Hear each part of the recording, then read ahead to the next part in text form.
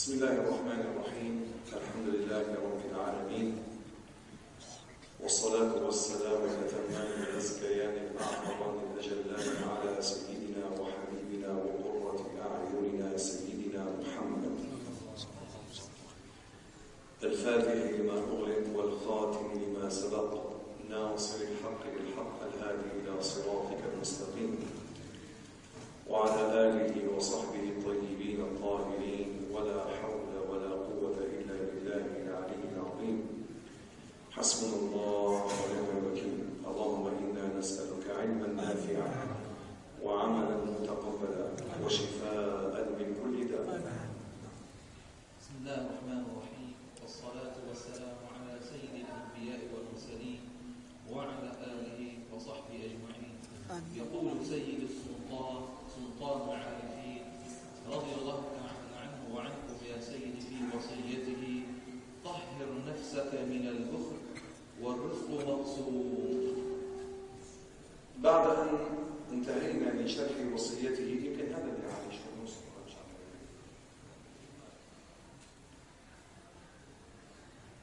بعد أن انتهينا من شرح وصيته السابقة، وهي الوقوف عند حدود الله سبحانه وتعالى، وتكلمنا فيها وقلنا بأن الوقوف على حدود الله أو عند حدود الله سبحانه وتعالى أمر يشعر الإنسان بالسعادة. ورحم الله الشاعر إذ يقول: ولست أرى السعادة جمع مال ولكن التقي هو السعيد. فلا يقول الإنسان كما قلت في الأسبوع الماضي، لا يقول: هل أقف وحدي عند حدود الله في زمن قد ظهر فيه الفساد في البر والبحر ولم يعد ينفعنا هذا الوقوف؟ قلت: يكفيك أن تشعر بالسعادة وحدك. من منا لا يطلب السعادة ولا يسعى إليها؟ أي إنسان تسأله في هذه الحياة ما هو مطلبك؟ ما هي غايته؟ يقول لك السعادة. لذلك سأل الحبيب المصطفى صلى الله عليه وسلم ربه سعادة الدارين. سعادة الدارين. وهذه السعادة لا تتأتى إلا من خلال عبوديتك لله. لا تتأتى أبدا. فمهما طلبت السعادة خارج هذه العلاقة، علاقة العبد بخالقه، لن تجدها. لن تجدها. وقد ذكرت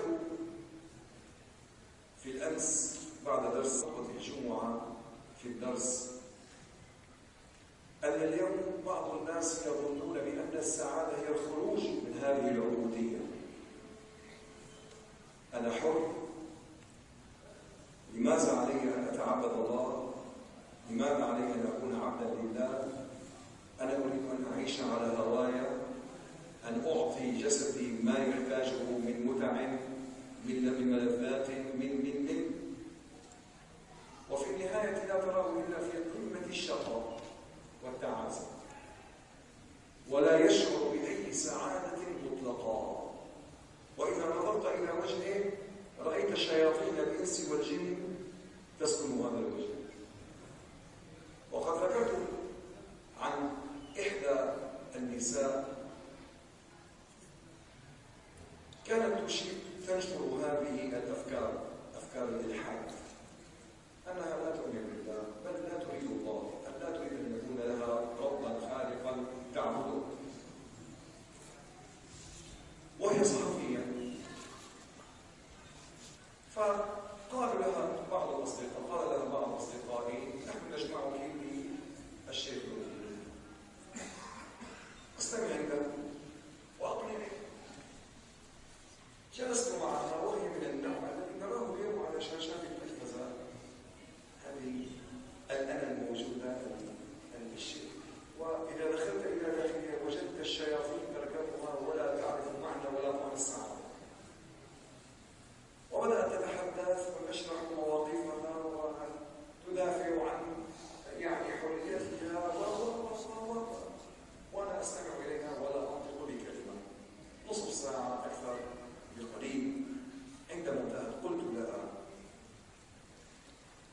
أنت تريدين الحرية؟ قالت نعم. لا تريدين ربا تعبديه لا مهيمنا ولا مسيطرا؟ قالت نعم بلى. قلت لها فلماذا قبلت أن توجدي في هذه الدنيا؟ لماذا لم تقولي للموجد سبحانه وتعالى عندما أراد أن يوجدك في هذه الدنيا تولد البطن منك؟ ليش ما أنت وقف؟ أنا ما بدي أديني. صعقت أو صعقت. ثم أسعفها شيطانها قالت لي كنت بغير وعي. ما كنت وعيان لإلحاقي إلا بالجنين. قلت لها هذا جميل، قبلنا منك هذا الجواب والإلحاق. الآن أنت واعية؟ قالت نعم. أنت حرة تستطيعين أن تفعلي ما تشائين؟ نعم. قلت لها إذا جاءك ملك الموت مرسلا من الله سبحانه وتعالى قل له كيف؟ ما بدي يموت. شو بدك تعلمين فيها؟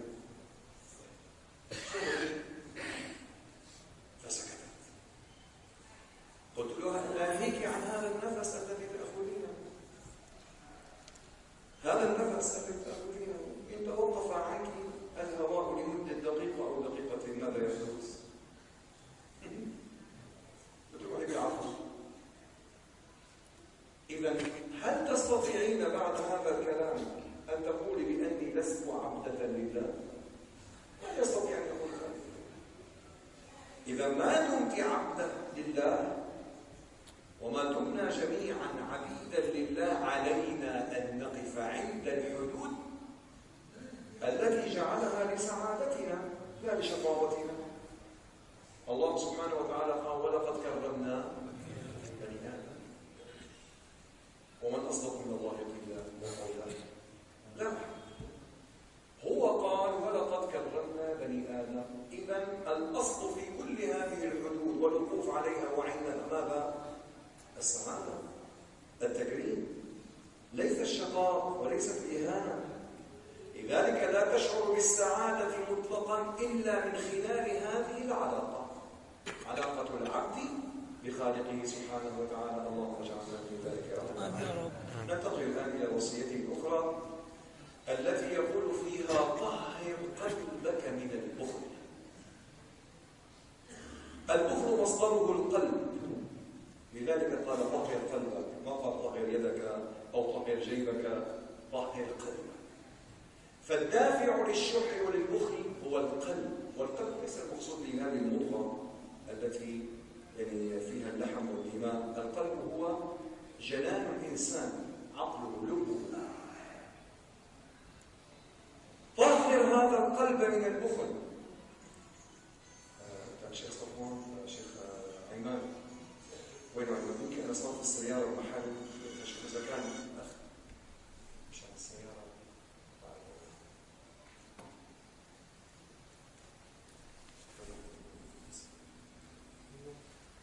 وفرق كبير بين الشح والبخل.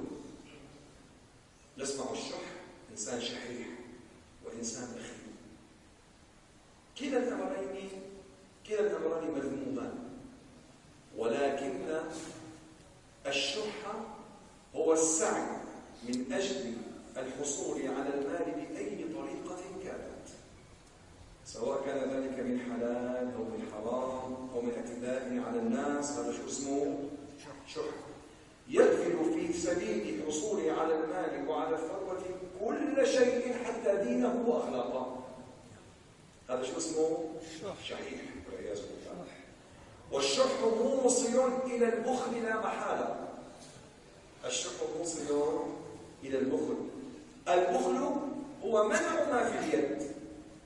البخل منع ما في اليد. أما الشح وهو الأصل في البخل والأقوى منه والمسبب له والمنتج له، الشح هو أخذ هذا الذي ما في اليد بأي طريقة كانت، ولو على حساب الدين والشرف والعرض والأخلاق والمروءة.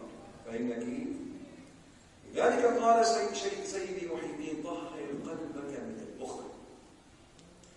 الإنسان إن حصل على المال فأنفق فهو ليس ببخيل وليس بشحيح، وإن حصل على المال فأمسك فهو بخيل وأيضا هو شحيح، لأنه لو لم يكن شحيح لأنفق هذا المال في سبيل الله سبحانه وتعالى أو لأدى حق الله من هذا المال.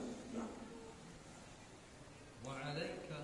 وعليك بالصدقة فإن الله قد ذكر المتصدقين والمتصدقات. الصدقة هي غير الزكاة. الزكاة شيء مفروض، الزكاة شيء مفروض 2.5%، أما الصدقة هي الزيادة عن هذه الزكاة المفروضة. وهي فرض ونفل، فالفرض منها يسمى زكاة والنفل منها يسمى تطوعا. وبالفرض منها يزول عنك اسم البخل. يزول عنك اسم البخل عندما تؤدي الفريضة أي الزكاة فأنت لست ببخيل. نعم. وبصدقة التطوع منها تنال الدرجات العلى. الدرجات العلى لا تنالها فقط من خلال الزكاة بل من خلال التطوع. ويطعمون الطعام على حبه مسكينا ويتيما وأسيرا إنما نطعمكم لوجه الله لا نريد منكم جزاء ولا شكورا. نعم. وتتصف بصفة الكرم والجود والإيثار والسخاء. وإياك المؤدي للزكاة اسمه كريم؟ لا، اسمه يؤدي الفرض وليس ببخيل، ولكن المتطوع كريم، والله يحب الكريم. الله يحب الكريم. الله سبحانه وتعالى إذا رأى الإنسان كريما أكرمه فوق كرمه. ذكر لي أحد الإخوة مرة من المرات في خطبة الجمعة، هذا الكلام من حوالي 4 سنوات، كان يحضر الخطبة بشكل متواصل، وقال لصديقه مرة: تعال احضر معي خطبة الشيخ نور الدين. يعني شده شدا فجاء وحضر الخطبة. وفي نهاية الخطبة كانت عندنا جمعية تعنى بأمراض الأطفال، وبدأت أحث الناس على الدفع تقوم بعمل جراحية للأطفال. فقال لصديقه هذا الذي حضر، قال لصديقه الذي احضره في المسجد: والله ما معي غير 5000 درهم شيء، شو أعمل؟ وما معي غيره، ما معي غيره. قال له: والله أنت حر، أي شرط بدك. فأخذ 5000 ووضعها في الصندوق، ما معه غيره، ما معه غيره، وراح على بيته. في اليوم التالي يتصل به ابن حمام، يعني أخو زوجته، يقول له: صبر، لا تأخذ الحساسية، بس أنا حابب أهدي أختي مبلغ من المال على حب الذي ما ترده. قال له: الله يجزيك الخير. فأرسل له 500,000 يا رسول الله. من يوم الجمعة يوم السبت، من 5000 إلى 500,000. الله سبحانه وتعالى بتجرب شيء. كريم بيده خزائن السماوات والأرض. الله سبحانه وتعالى أكرم الأكرمين، هو الكريم. لذلك عندما يرى الله سبحانه وتعالى من عبده الكرم يعطيه أكثر من كرمه. الحسنة عنده ب10 أمثالها ويضاعف الله لمن يشاء. لذلك لا يوصف بالكرم إلا المتطوع بالصدقة، هذا الذي يوصف بالكرم. ثم إنه عليك في مالك حق زائد على الزكاة المفروضة. هناك حق زائد فوق الزكاة، ليس فقط الحق هو الزكاة من مالك، هناك حق زائد. كيف الحق الزائد؟ إذا كان لك قريب وأنت تعرف هذا القريب بحاجة ماسة إلى المال، من أجل مداواة، من أجل طعام، من أجل شراب، من أجل سفر. أنت تعرف هذا وتملك المال ولا تعطيه ولو على سبيل القرض، أنت آثم. أنت آثم. أما سمعت قول النبي صلى الله عليه وسلم: والله لا يؤمن، لا يؤمن من بات شبعان وجاره إلى جنبه جائع ويعلم. فنحن كيف؟ لذلك ليس فقط الفرض هو الزكاة التي تؤديها إن كنت غني. إن كنت تملك المال وتعرف بأن لك أخا بحاجة ماسة وضرورة يعني بينة إلى هذا المال من أجل دواء، من أجل كساء، من أجل غذاء، من أجل ستر عائلته، وأنت تملك المال ولا تعطيه إياه، هذا أمر فيه إثم عظيم. لذلك يجب علينا أن نتحرى، ولا تقول أنا وإني إذا أعطيته خاف بكرة أصوى الأكل، والله أصوى الأكل، والله أصوى الأكل، والله ربنا يعوض لك إياه بأضعاف مضاعفة. وقد ذكرت لكم هذا كثيرا. إخواني وأحبابي، أسوق هذا المثال دائما من أجل العبرة. تعرفون بأننا قمنا بترميم مسجد عبد الرحمن الصديق، وذلك فضل من الله. عندما أخرج المهجرون من المسجد، والذي أدخلهم أنا، يعني بفضل من الله سبحانه وتعالى، بمعنى أدخلتهم أنا، هو الذي أدخلهم الله، ولكن أنا كنت السبب. عندما قلوبنا من البخل إنه مولانا سميع قريب مجيب. اللهم إنا نسألك رحمة من عندك تهدي بها قلوبنا، تهدي بها قلوبنا وتجمع بها أمورنا وتشرح بها صدورنا وتيسر بها أمورنا وترد بها ضالتنا وغائبنا يا رب العالمين. اللهم صل على سيدنا محمد النبي الأمي وعلى آله وصحبه وسلم. اللهم انفعنا بما نقول وانفعنا بما نعمل. اللهم اجعل هذا العمل خالصا لوجهك الكريم، وأدم علينا هذه المجالس يا رب العالمين. وصلى الله على سيدنا محمد النبي الأمي وعلى آله وصحبه وسلم. ربنا تقبل منا واقبلنا وعافنا واعف عنا بأسرار سورة الفاتحة.